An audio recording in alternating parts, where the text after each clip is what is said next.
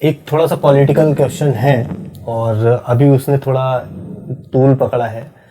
योगी आदित्यनाथ की सरकार ने अभी जो नियम लागू करे हैं, एक व्यवस्था को देखते हुए उन्होंने बताया कि हर एक व्यक्ति को कांवड़ का टाइम चालू है। और हमें मालूम है कि हिंदुओं के लिए कितना बड़ा एक वो रहता है कि कांवड़ यात्रा जा रही है, लोग किलोमीटर कई किलोमीटर जाते हैं वहाँ पे। बिल्कुल, सुल्तानगढ़ से है।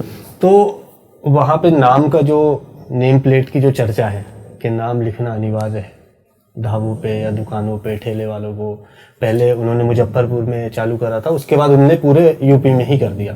अब देखिए इसमें दो तरीके की चीज़ें कि जो एनडीए के मतलब कि घटक दल हैं, जो छोटे दल हैं और बड़े दल हैं, जेडीयू की बात करें या फिर आप जयंत चौधरी की बात करें, है ना, आरएलडी की बात करें आप, है ना, चिराग पासवान की बात करें, तो उन्होंने तो क्लियर बोल दिया कि इस तरह की राजनीति जो है वो उचित नहीं है। क्योंकि यूपी में अभी जो निर्णय आए हैं लोकसभा चुनाव के, एक वो सबसे बड़ी बात हो सकती है। तो इसको देखते हुए ये निर्णय लिया है, या फिर योगी आदित्यनाथ का तो पहले से ही रुक रहा है। 2017 के चुनाव में भी 80-20 की बात करी थी उन्होंने। तो इस तरह की बातें सही हैं आज के समय में, और ये तब जब लोकसभा में बीजेपी के उलट नतीजे आए। बीजेपी ने 70 सीटों का दावा करा था वहाँ पे और 33 पे आकर के वो रुके। तो ये नाम की राजनीति होनी चाहिए या नहीं होनी चाहिए? देखिए, मैं एक चीज मैं बोलूंगा, आपने जो बोला है इसकी बात को लेके, मैं योगी आदित्यनाथ जी की जो कार्य प्रणाली है बहुत ही एडामेंट और स्ट्रिक्ट कार्य प्रणाली है। आपने कार्य प्रणाली की बात में मोदी जी और योगी जी का विरोध तो कर दिया, लेकिन आप उसके पीछे 20 साल के पहलुओं को जानने की कोशिश की क्या? उस सहारनपुर को आपने देखा क्या? आपने उस मेरठ को देखा क्या? आपने उस लखनऊ को देखा क्या, जहां दंगों की आग में लाखों लोग, हर समाज के लोग, उन कार सेवकों के बारे में आपने सोचा क्या जो अयोध्या में कितने लोगों की बलि हुई थी? छोटे छोटे चीजों को लेके बहुत जल्दी आक्रामक रुख अपनाना। चूंकि आप एक व्यक्ति का मूल नेचर समझिए, साइंटिफिक रीजन है कि आक्रामक जल्दी कौन होता है, कि जिनको मार काट करने से फर्क नहीं पड़ता। हिंदुत्व में इतना जल्दी, बहुत जल्दी व्यक्ति अग्रेसिव नहीं होता, पहले वो बचाव करता है, कोशिश करता है कि हम जल्दी ना आए। लेकिन जब जिसका व्यक्ति का स्वभाव, जो बोला ना मैंने आपको इसलिए बोला, प्रकृति ने सब कुछ दिया है। खान पान व्यवस्थाएं भी आपके मूल नेचर को दर्शाती हैं। अगर बुद्ध ने, महावीर ने इन सब चीजों को बोला है ना, तो क्यों बोला है उन्होंने कि मुंह में पट्टी भी बांधी? उन्होंने मतलब जीव को मुंह में बांटे। श्वेतांबर का मेन मोटिव यही है कि जीव से मतलब प्राण को, जिसके अंदर जीव है, जिसने जन्म लिया है, उसको हमें नहीं मारना। जीव हत्या वर्जित करी है, तो इसलिए वर्जित की कि खान पान में जो चीजें आती हैं वैसे ही हमारी प्रकृति हो जाती है। जाकी रही भावना जैसी ता देखी मूरत तिन तैसी। तो भावनाओं का असर कब होता है? जो हमारे ब्लड के सर्कुलेशन में जो चीज आती है। आदमी बोलता है गर्म ब्लड है, मार दिया होगा, तोड़ दिया होगा, लड़ गया होगा। तो ये कास्ट वाइज असर होता है। चूंकि बच्चों को आपने देखा कुर्बानी के समय में, छोटे से उन्हें, छोटे छोटे बच्चों के नाम पे कुर्बानी होती है, और कुर्बानी के समय में उनसे वो चीजें कटवाई जाती हैं, करवाई जाती हैं, दिखाया जाता है कि ब्लड को देख के बच्चा घबराए ना, देखे ना। लेकिन एक सोफिस्टिकेटेड समझदार मुसलमान भी इन सब चीज़ों से धीरे धीरे दूर होता जा रहा है। भोपाल में ही बहुत सारे लोगों को मैंने मतलब नॉन वेज से वेज की तरफ जाते हुए देख रहा हूँ। तो चीज़ें वो भी बदलना चाह रहे हैं। लेकिन कुछ लोग जिन्होंने एडामेंट के नाम पे या व्यवस्थाओं के नाम पे, चाहे वो मदरसा चला रहे हो, चाहे एजुकेशन पे, उन्होंने चीज़ों की पाबंदी लगाने को लेके भी दबाव बना के तो शिक्षा स्तर में भ्रांतियाँ पैदा करके ही चीज़ अपराधों को तो जन्म दिया है। चूँकि हर चाहे वो धर्म गुरु मान लीजिए या व्यवस्था मान लीजिए, वो अपने फॉलोअर को चाहता कि उसको फॉलो करना ना बंद करे। भाई आदमी बोलता है ना कि मेरे लाख फॉलोअर हैं, lakh follower in the sense कि लाख लोग उसकी बात मानते हैं, वो जो बोल देगा वो होगा। तो वो फॉलोअर्स अपने बनाए रखने के लिए इन सब चीज़ों पर भ्रांतियाँ पैदा करके और बच्चों को ही बिल्ड करते हैं, गुमराह करते हैं, ताकि वो अभी से तैयार हो जाए उनको फॉलो करने के लिए कि जो भी इनने बोला वही सत्य है, बाकी सब बेकार है।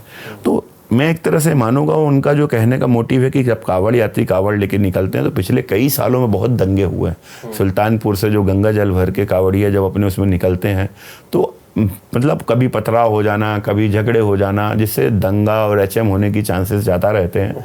तो उन्होंने एक आइडेंटिफिकेशन मार्क को लेके किया है। नाम लिखने का उनका मोटिव ये है कि वो शहर आइडेंटिफाई हुए हैं जहाँ पे दंगे की संभावनाएं पहले सालों में हमेशा होती आ रही हैं, उन्होंने उसको आइडेंटिफाई करने की बात कही, ना कि उन्होंने ये बोला। उनका मोटिव सिर्फ ये है कि जगह आइडेंटिफाई रहेंगी तो दंगों की पुनरावृत्ति नहीं होगी और प्रदेश शांतिपूर्ण रहेगा, सिर्फ ये मोटिव है।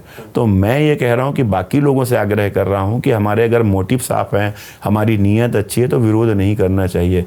मैं इसीलिए बोल रहा हूँ कि राजनीति हमेशा अच्छी विचारधारा, समाज को और हमारे देश को अच्छी जगह ले जाने के लिए, एक विश्व गुरु बनाने के लिए जो परंपरा चल रही है, बन रही है, कृपया उसको बढ़ाने में मदद करें, ना कि उसकी टांग खींचे। देखिए, आपने बताया इसके विषय में, लेकिन दूसरी बात ये कि सेंटर की तरफ से अभी कोई वो नहीं है। ये जो फैसला रहा वो राज्य सरकारों का रहा। अब इसमें मध्य प्रदेश भी शामिल है, राजस्थान, और इसके अलावा आपका हरियाणा भी शामिल हो चुका है इस फैसले के साथ में। लेकिन सेंटर की तरफ से अभी कोई मैं बहुत अच्छी बात बोल रहे हैं आप। मैं ये कहूँगा कि चूंकि ये प्रादेशिक मामला है, ये कांवड़ यात्रा कहाँ से निकल रही है, प्रदेश का विषय है। तो जो प्रदेश सूची का विषय है, संविधान में उसकी व्याख्या है, विषय दो प्रकार के होते हैं। एक राज्य सूची का विषय होता है, केंद्र सूची का विषय होता है। जब अगर ये विषय केंद्र सूची का होगा तब केंद्र इसमें इंटरफेयर करेगा। लेकिन अब ये राज्य सूची का विषय है और लॉ एंड ऑर्डर राज्य सूची को मेंटेन करना है, तो राज्य सूची ने अपनी व्यवस्था के आधार पर, अपनी इंटेलिजेंस इनपुट के आधार पर चीज़ों को लैंडिंग करने की कोशिश की। और आप देखिएगा जहाँ जहाँ जगह के उन्होंने आइडेंटिफाई किया, यहाँ हमेशा दंगे हुए हैं और यहाँ हमेशा ये झगड़ा हुआ है।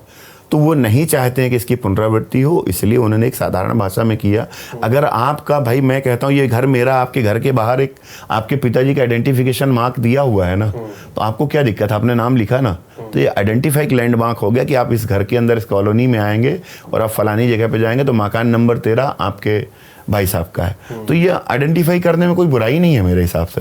आइडेंटिफाई करने में क्या दिक्कत है, भाई मेरी दुकान है, आप लिख दीजिए भाई ये फलाने व्यक्ति की दुकान है, श्रवण मिश्रा की दुकान है, हम लिख रहे हैं, हम भी लिखने को तैयार हैं। सर का ये कहना है कि देखिए जो नियम कानून व्यवस्था को देखते हुए ये जो निर्णय है वो लिया गया है। और दूसरी बात, नाम लिखने के लिए बोला गया, तो ऐसा कोई वो नहीं है, हिंदू भी नाम लिखेंगे और मुस्लिम भी नाम लिखेंगे। भैया उस क्षेत्र में आने वाला उनका सिर्फ मोटिव है कि आप मेरे पिछले 15 सालों का इतिहास उठा लीजिए, चाहे वो सहारनपुर हो, मेरठ हो, जहाँ जहाँ से जो चीज़ें निकल रही हैं, यहाँ पे झगड़े हुए ही हैं, पथराव हुआ है, कई बार घायल हुए हैं लोग। चूँकि अब वो धार्मिक यात्रा है और ऐसी यात्रा में सद्भाव नहीं रखेंगे, वैमनस्यता करेंगे तो दंगा भड़कता है और अन्य राज्यों में भी इस चपेट में आते हैं। और जो ये देश के लिए अच्छा नहीं है, विकास करते हुए देश में अगर ये चीज़ें पनपती हैं और चीज़ें अगर ये बढ़ती हैं तो आने वाले यूथ कहीं ना कहीं इनसे जो है डिमोरलाइज होते हैं और हतोत्साहित होते हैं। तो हमारा देश जो विश्वगुरु की ओर बनने की ओर तैयारियों पे चल रहे हैं, योग के माध्यम से हो, चाहे अध्यात्म के माध्यम से हो, इकोनॉमी के माध्यम से हो, बिजनेस डेवलपमेंट के माध्यम से हो, तो ये तो इस सहयोग की अपेक्षा रखते हुए और राज्य सूची में उनको लगा, उनके इंटेलिजेंस इनपुट ने सीएम साहब को, योगी बाबा को बोला होगा तो ज़रूर करा और अच्छा किया है। अगर ये किसी भी राज्य में कोई भी घटना होने की संभावना है और पुलिसिंग और इंटेलिजेंस या साइबर ने उस चीज़ को बताया है तो करना चाहिए। दो ही तरीका है उसका, या यात्रा टालें। तो धार्मिक यात्रा में जब हम मुहर्रम निकाल रहे हैं, ताजिया निकल रहा है, तो लोग फूल बरसा रहे हैं, उस गली से निकल रहा, तो कहीं दंगे हुए क्या? बाकी लोगों ने सबका स्वागत किया। तो जब दूसरे धर्म की व्यवस्थाओं की अगर यात्रा निकल रहे हैं तो आपको भी वैसे ही करना चाहिए। इसी की भाईचारे की बात कह रहे हैं ना, कि हिंदू, मुस्लिम, सिख, ईसाई सब आपस में भाई भाई। महात्मा गांधी ने इसको शुरू से नारा जब दिया है, तो जब भाई भाई हैं और वाकई भाई भाई हैं, मैं बार बार बोल रहा हूँ कि जो धर्म में आप इतिहास की तरफ जाएंगे तो ईसा मसीह के धर्म का प्रमाण है, पैगंबर मोहम्मद के धर्म का प्रमाण है, जन्म का प्रमाण है, हुसैन का है, उनके परिवार का है, सनातन का है, सब चीज़ों को जब प्रमाण है, अब प्रमाण में सबको पता है कि चीज़ें कहाँ से विसंगतियाँ मुगलों के आक्रमण के बाद से हुई, कि औरंगजेब के बाद से हुई, तो जब विसंगतियाँ पता है तो भाई भाई हैं, तो इनको हम बरगलाना क्यों? और सबके सौहार्द से जब भारत एक धर्मनिरपेक्ष राज्य की ओर आज अच्छे कदम उठा के और एक विश्व की इकोनॉमी में बहुत अच्छा काम कर रहा है, चाइना जैसे देश की आज हम इकोनॉमी से बेहतर काम कर रहे हैं, चाहे सुरक्षा में हो, चाहे देश की इकोनॉमी में हो, एम्प्लॉयमेंट में हो, स्वरोजगार में हो, कौशल योजना में हो। तो ये कोई गलत योजना योगी बाबा ने नहीं करी। योगी बाबा ने तत्कालिक व्यवस्था को देखते हुए लागू करने की बात कही।